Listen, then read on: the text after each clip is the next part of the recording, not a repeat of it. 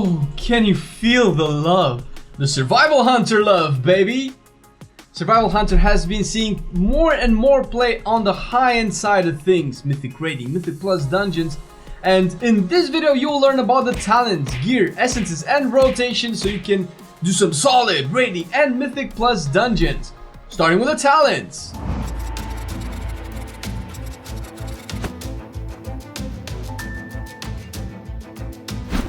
On the first row you'll go with Alpha Predator, specifically for the single target build.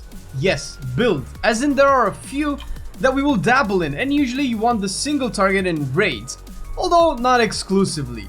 Alpha Predator is good for weaving in kill commands and having more control over focus generation. For the AoE build you'll take Viper's Venom because it will pair with a specific Azerite trait. When using this talent, refreshing Serpent Sting on its proc becomes one of the most important buttons in your rotation. Survival is one of the coolest design specs in BFA when you take everything into account, so don't go anywhere because there's a lot more to cover. On the second row, the default option is the Guerrilla Tactics talent that gives your grenade a second charge and 100% more damage on the main explosion. This is the best single target DPS output, although it's clearly more of an AoE talent, which is indeed still a very good AoE option for dungeons as well. But that's okay because the second option is Hydra's Bite, which you will only want in AoE scenarios. Hydra's Bite should only be taken if you have selected Viper's Venom on the first row, since it only comes to fruition once you dedicate to the Serpent Sting build. Third row is the utility row, and your main option here is Natural Mending. This is the safe one to take, especially when doing prolonged combat phases. You can and should play around with the other options, and you can choose whatever you want, as long as you can take full advantage of it. The fourth row has only one option, and that is Blood Seeker, basically increasing your damage based on how many targets you have bleeds on. This can work well with Alpha Predator, where you kill commands multiple different targets, but of course other skills factor into your bleed numbers as well. The fifth row is another utility row, and as always the main option to go for is Post Haste. This gives your disengage the ability to give you a small sprint upon landing, very useful to dodge stuff and be able to get back on the target. The other option I would recommend you consider is Binding Shot. Proper usage of this, mainly in dungeons, can assist your tank in kiting stuff for which he will never be thankful because no tank properly lets you Binding Shot. But don't be sad, because all of us hunters here know you're a much better player than everyone else believes. Sixth row, Mongoose Bite, no questions asked. The reason we take this is because of our defiance towards Blizzard for making this a talent and not a basic skill, and also has a very good damage output. Like, very good. It adds another thing you need to track and manage to optimize your DPS output. If you thought survival was like Beast Mastery, then go back to your Havoc pleb. Last row gives you two build refining options again. The raid / single target build takes Birds of Prey for those massive coordinated attack windows.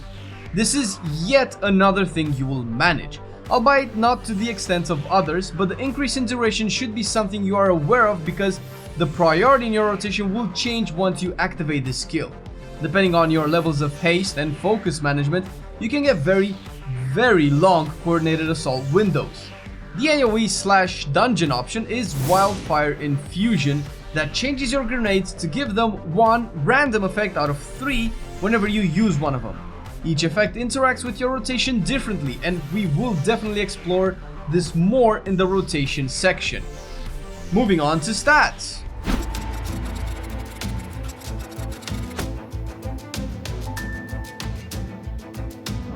This is a good place to mention this, and it basically applies to everything in this guide. If you want the most accurate advice for what to pick and what to do as survival, sim yourself by going to raidbots.com. You can basically find out mathematically what your character needs, and it's a good place to start. In terms of the basic stat distribution for survival, haste is the #1 most important stat, followed by versatility, crit, mastery, and lastly agility. Agility being last means that eye level is not always the most important option to pick your gear by. To know for sure, you can sim and you might come up with something like this, which are my stat weights. Haste is almost double that of agility, and this will start to happen once you get more and more gear for your character.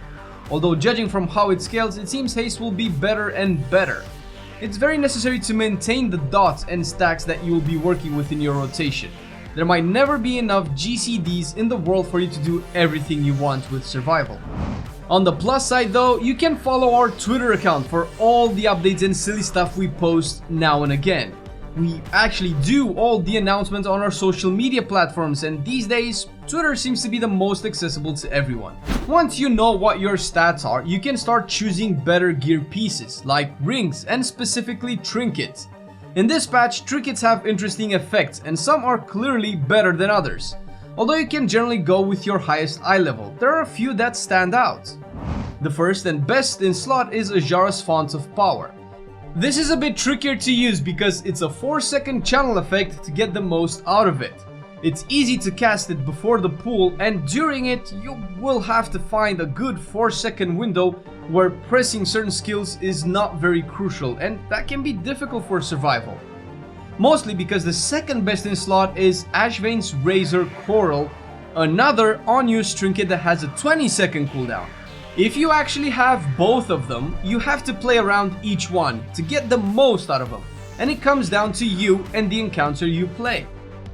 If you don't want that kind of a hassle, Gale Caller's Boon from Shrine of the Storm is an amazing haste boost alternative, again with a bit of a restriction on use as well. And Dribbling Inkpot is a good raid replacement that also has one of the strongest effects in the game. Once you have your trinkets, we can move to traits, and boy, this is where the plot thickens. There are two one-point wonder traits that you should aim at having at all times, regardless of the content you do. One-point wonders basically refers to skills that you can take multiple of, but taking only one is more efficient than any other available. The first is Wilderness Survival. Take only one of those because you mainly want it for the cooldown reduction it offers. This is especially good in single target since you will be spamming Mongoose Bites a lot, and with a Guerrilla Tactics talent you'll have a high uptime on grenades. The second one-point wonder is Primeval Intuition. The increase in focus is very welcome, and the stacking crit is nice. The resource pool being larger makes it harder to deplete it and harder to cap it, giving your rotation more breathing room, and it will need it. Now for the raid and single target build. You want to stack Blur of Talents 3 times. This will be mandatory with Birds of Prey, the last tier talent you will take. Pairing this up together needs to happen no matter what since it completes the single target build. Adding Alpha Predator, the first row talent, is also a big plus, but not a necessity. For AoE and multi-target situations, you want to stack Latent Poison 3 times. This is arguably the best AoE build, but is a bit more difficult to pull off. You also want Viper's Venom and Hydra's Bite to complete the build and make it smooth. This will make it so you can Serpent Sting more targets and do it with the Viper procs as well. You'll also have to individually Mongoose Bite targets to take full advantage of this. Otherwise, it will most likely be weaker than the next one. The second AoE build, which is very close in numbers to the first one and also gives you more room for error, is by stacking Wildfire Cluster 3 times and choosing the Guerrilla Tactics talent. This is the grenade build you might have heard about, and it's a very fun alternative to the previous one. You still have to play the grenade effects properly, but it's a bit easier to pull off. For the best secondary trait, you should take Overwhelming Power because haste is king. If you don't have it, anything else is good enough. For the defensive, Resounding Protection is still one, if not the best one. Lastly, for the essences, not a lot to work for. For raiding and the single target build in general, you want Memory of Lucid Dreams in your major slot and Essence of the Focusing Iris in your minor slot. If you have your third minor slot unlocked, you can put your best essence available there, since I see top performing hunters use multiple options that way. There are other majors you can and should use, but you would have to sim to see if they perform better than the ones recommended. For dungeons and generally AoE, take the reverse. focusing arrows in your major and memory in your minor, with the rest following the same argument as before. Not all essences are exactly the same, but the differences are so subjective that you will never know until you sim. Told you. Just like how I told you to enable those bell notifications, fool. YouTube just wants to really know you want our videos in your feed, and it really helps us grow if you do so.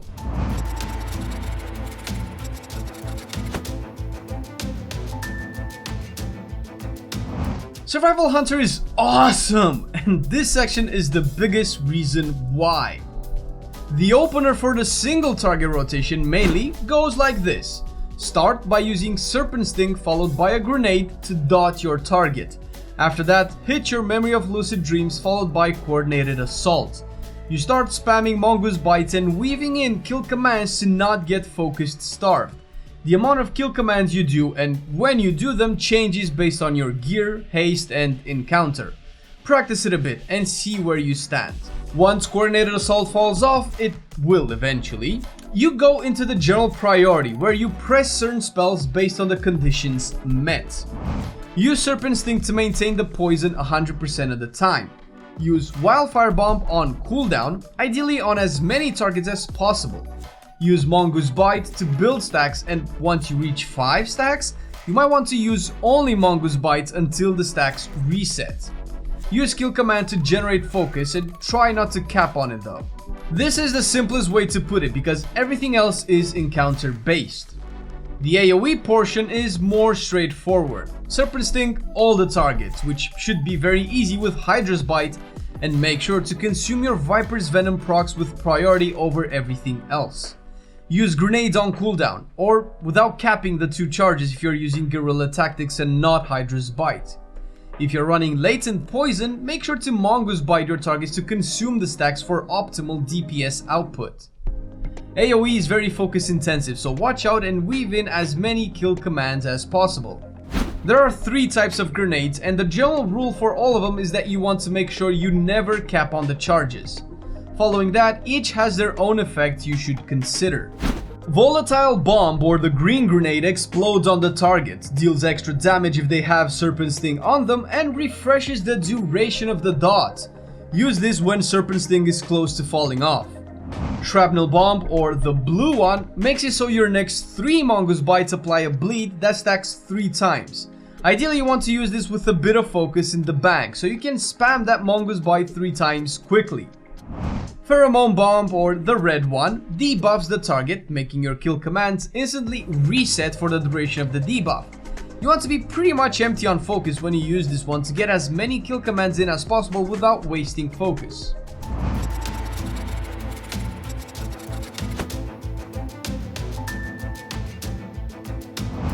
As far as the consumables are concerned, you will just have to follow your stat priority, which will probably favor haste for the remainder of the expansion.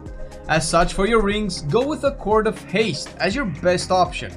For your gems, you would normally want a Leviathan's Eye of Agility, until the nerf, and fill the rest of the sockets with a Quick Sand Spinel gem. For the weapon, there's only one option, which is the Quick Navigation enchant. Unless your sims tell you otherwise, you will probably stick with this one for the moment. Your alchemy supplies will be provided by the Greater Flask of the Current and the Potion of Unbridled Fury. You can also go with the Superior Battle Potion of Agility when you know you will be fighting more than one target.